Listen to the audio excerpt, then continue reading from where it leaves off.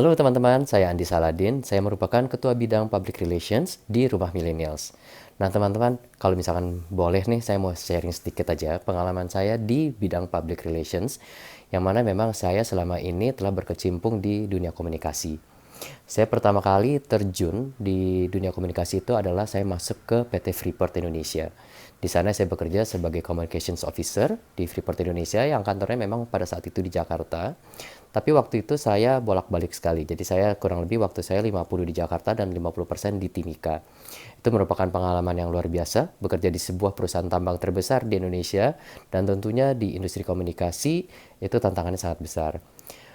Kuliah saya sebenarnya bukan komunikasi, kuliah saya merupakan bisnis, tapi dengan bekerja di Freeport Indonesia sebagai Corporate Communications Officers-nya dan mengenalkan saya kepada dunia komunikasi membuat saya jatuh cinta kepada dunia komunikasi.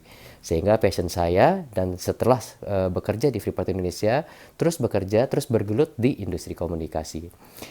Salah satu pengalaman yang juga tidak terlupakan oleh saya adalah pada saat saya bekerja di Lion Air Group.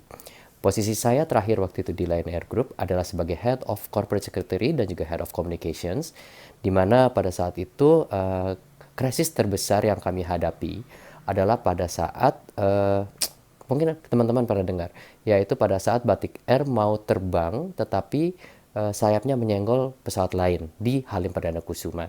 Itu merupakan krisis terbesar yang pernah saya alami, dan setelah itu tidak lama setelah saya keluar terjadi krisis yang cukup besar, yaitu dengan jatuhnya JT610 dengan menggunakan pesawat terbaru Boeing 737 MAX. Nah teman-teman, Rumah Millennials ini mengadakan sebuah gerakan yaitu Beat the COVID, yaitu kita memang harus bersatu nih untuk melawan virus corona. Memang sekarang ini gerakan work from home sedang gencar-gencarnya dicanangkan, tapi tidak semua orang loh teman-teman bisa bisa betah, bisa benar-benar kerja dari rumah. Apalagi contohnya seperti saya ya, anak masih umur 3 tahun, pastinya tantangan untuk kerjanya tuh sangat besar ya, pasti akan digangguin dan lain-lainnya. Tapi kita nggak boleh patah semangat teman-teman, karena memang kita harus work from home, kita harus memutus rantai supaya virus corona ini tidak menularkan atau tidak terus menginfeksi masyarakat Indonesia lainnya. Ini sekarang ini per hari ini sudah sekitar 500 masyarakat Indonesia yang terindikasi positif oleh corona. Tentunya yang kita takutkan adalah angkanya melonjak terus, sehingga itu kita harus mematuhi himbauan-himbauan dari pemerintah. Khususnya kalau saya saat ini yang berada di Jakarta sudah keluar himbauan agar work from home, dan alhamdulillah juga dari perusahaan kami, dari kantor juga telah menyetujui untuk melakukan kerja dari rumah. Yang sebenarnya itu sudah bukan hal yang sulit ya, dengan dengan dunia teknologi yang sekarang ini, dengan kemajuan teknologi kita bisa melakukan meeting melalui internet, melalui video call dan lainnya. Jadi produktivitas tetap sama seperti biasanya, hanya saja tatap mukanya berbeda. Yang tadinya tatap muka sekarang tatap layar handphone atau tatap layar laptop. Nah, teman-teman kalau misalkan memang diizinkan, saya ingin berbagi sedikit bagaimana caranya untuk mengantisipasi krisis di sebuah perusahaan. Ini saya berbicara berdasarkan pengalaman saya sendiri saja. Mungkin saya akan memberikan sedikit tips saja, tidak begitu mendetail, karena kalau detail itu pasti akan luar biasa panjangnya. Jadi, tips yang pertama, teman-teman, apabila terjadi krisis di perusahaan teman-teman, nomor satu adalah kasih waktu jangan lebih dari 1 jam supaya kasih waktu jangan lebih dari 1 jam sampai perusahaan teman-teman sekalian mengeluarkan press release atau pernyataan pertama. Jadi setelah terjadinya krisis, misalkan krisis terjadi jam 5 sore, selambat-lambatnya jam 6 sore sudah harus mengeluarkan press release, pernyataan pertama untuk menjelaskan mengenai krisis tersebut. Poin kedua adalah pastikan data-data yang teman-teman masukkan ke press release tersebut merupakan data-data yang valid. Jadi jangan sampai data-data yang dimasukkan ke press release tersebut merupakan data-data yang akan direvisi kemudian lagi. Jangan. Jadi itu merupakan hal yang vital sekali, bahwa satu, keluarkan pernyataan selambat-lambatnya dalam 1 jam.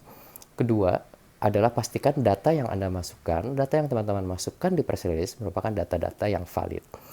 Lalu yang ketiga, monitor pemberitaan mengenai perusahaan mengenai krisis tersebut setelah dikeluarkannya pernyataan pertama atau dikeluarkannya press release yang pertama.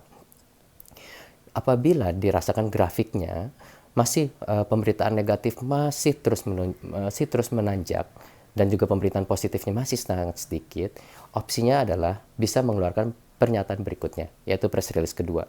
Tetapi diberikan sedikit jeda ya, diberikan sedikit waktu. Jadi misalkan krisis terjadi pada hari Senin jam 5 sore. Pernyataan pertama atau press release pertama atau mungkin juga press conference pertama itu adalah jam 6 sore paling lambat karena 1 jam setelah krisis. Nah, pernyataan kedua adalah bisa dikeluarkan pada hari Selasa pagi. Let's say jam Selasa jam 8 pagi. Nah, saya lupa tadi bilang. Jadi kalau misalkan setelah krisis kan pilihannya ada dua, yaitu apakah itu mengeluarkan press release atau mengeluarkan press conference atau membuat press conference. Nah, apabila membuat press conference, pastikan yang tampil adalah bukan hanya spokesperson, tapi harus pucuk pimpinan dari perusahaan tersebut. Bisa CEO, bisa direktur utama, atau pokoknya yang C-level, bisa direksi lah. Pastikan empatinya sangat kelihatan. Jadi pimpinan tersebut harus pertama-tama meminta maaf dengan tulus. Jangan cuma meminta maaf just saying sorry, tapi dari raut muka, dari body language, semuanya kelihatannya seperti basa-basi, itu sangat tidak boleh. Jadi betul-betul harus minta maaf yang kelihatan dari hati yang paling dalam. Oke ya, kita lanjut ya. Jadi tadi satu adalah mengeluarkan pernyataan, press release atau press conference paling lambat 1 jam setelah krisis terjadi.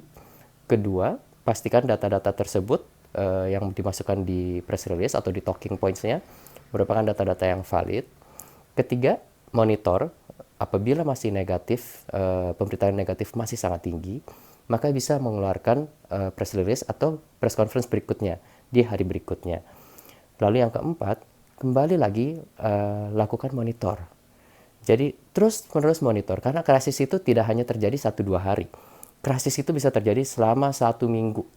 Bayangkan ya, ini 1 minggu tergantung krisisnya, bisa sampai 1 bulan juga sebenarnya. Tapi kita ambil contohnya sampai 1 minggu aja.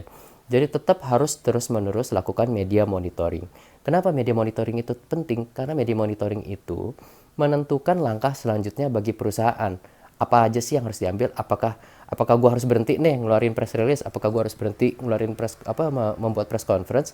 Apakah memang sudah cukup sebenarnya pernyataan-pernyataan yang kita kirimkan ke teman-teman jurnalis, atau apakah memang sebenarnya masyarakat masih membutuhkan informasi tambahan nih, sehingga kita harus masih memerlukan mengeluarkan press release berikutnya, mengeluarkan atau membuat press conference berikutnya. Nah, juga di antara press conference yang dilakukan atau press release yang dikeluarkan itu harap dipastikan agar selalu ada update. Jadi tidak boleh hanya mengeluarkan press release yang sama aja ya, sama aja bohong ya, yang ada nanti dimarahin sama teman-teman media.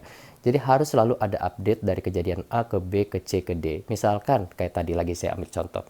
Hari Senin jam 5 sore merupakan krisisnya. Jam 6 sore sudah harus ada press release atau press conference. Apabila pemberitaan masih negatif, maka hari Selasa pagi sudah harus ada press release lagi atau press conference lagi. Tapi di Selasa pagi ini udah harus ada update atau bahan berita yang baru setelah yang dikeluarkan dari yang pertama, dari yang Senin jam 6 sore tersebut.